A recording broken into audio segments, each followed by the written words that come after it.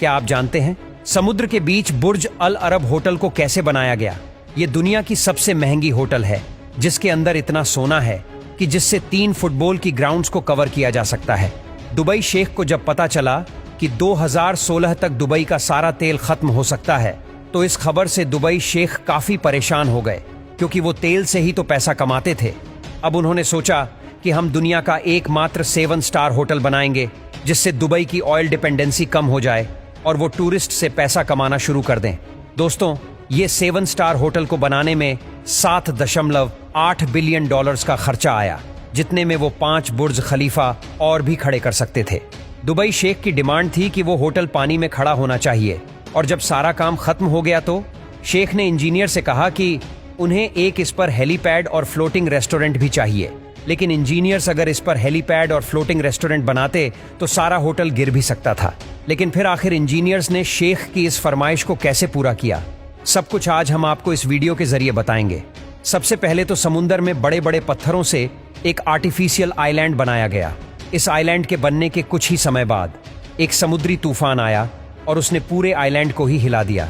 सभी सोच में पड़ गए कि जब एक तूफान ने इस आइलैंड को इतना नुकसान पहुंचा दिया, तो फिर अगर इस पर होटल बन गया तो उसका क्या होगा। पहले तो किसी को समझ नहीं आ रहा था कि क्या करना चाहिए, तब तक काम को भी बंद करना पड़ा।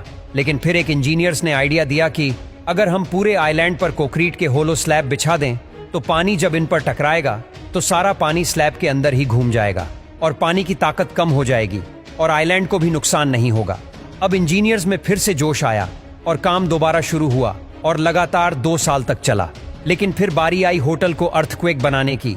उसके लिए इंजीनियर्स को बड़े बड़े स्टील के डायग्नोज को बिल्डिंग पर फिट करना था, लेकिन ये डायग्नोज होटल से 15 किलोमीटर दूर बन रहे थे और इतने विशालकाय डायग्नोज को ले जाना बहुत चैलेंजिंग था।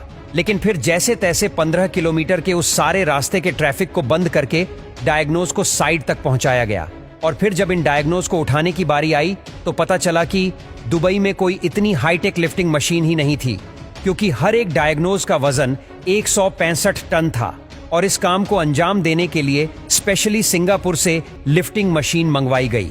दुबई की गर्मी में अगर इस डायग्नोज को वैसे ही फिट करते तो गर्मी की वजह से स्टील का साइज बढ़ जाता और होटल गिर भी सकता था। और इसीलिए इंजीनियर्स ने खास तरह की वॉशर को डिजाइन किया, जिससे चाहे स्टील का साइज बढ़ भी जाए फिर भी बिल्डिंग को कोई नुकसान ना हो। जब दुबई शेख इस होटल को चेक करने आए तो उन्हें यह बिल्कुल पसंद नहीं आया। उन्होंने कहा कि मुझे अब इस पर एक हेलीपैड और फ्लोटिंग रेस्टोरेंट भी चाहिए। अब इंजीनियर्स इस पर फ्लोटिंग रेस्टोरेंट कहां पर खड़ा करेंगे, इसके लिए जगह ही नहीं बनाई थी। और फिर इंजीनियर्स ने दिमाग लगाकर बुर्ज अल अरब के कंक्रीट कोर्स में स्टील ब्रेकर डाले और बाद में मोटे बीम ऊपर डाले गए। इसके बाद बीम्स के ऊपर लोहे का स्ट्रक्चर बनाकर उसे शीशे से कवर कर दिया गया और इस तरह उन्होंने शेख की इस फरमाइश को पूरा कर दिया।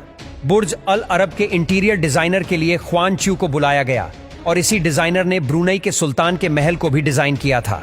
बुर्ज अल अरब में लगने वाला मार्बल इटली और ब्राजील से मंगवाया गया और जितना मार्बल मंगवाया गया उतना ही 24 कैरेट का सोना भी मंगवाया गया, क्योंकि किसी भी चीज को गोल्ड पेंट करना दुबई के रूलर के शान के खिलाफ है। लेकिन जब दुबई शेख ने इंटीरियर डिजाइनिंग का काम चेक किया तो उन्हें वो बिल्कुल भी पसंद नहीं आया और इसके बाद डिजाइनर बहुत परेशान हो गए। लेकिन फिर डिजाइनर्स ने दीवारों पर लाइट शोज इंस्टॉल करवाए, डांसिंग फाउंटेन लगवाए, मेहमानों के स्वागत के लिए फिश एक्वेरियम बनाया गया और यह सब तैयारियों के बाद दोबारा से शेख को इनवाइट किया गया और इस बार शेख को यह काम बहुत पसंद आया। और आज इस लग्जरियस होटल में रहने का ही एक रात का 5 से 10 लाख का खर्चा आता है।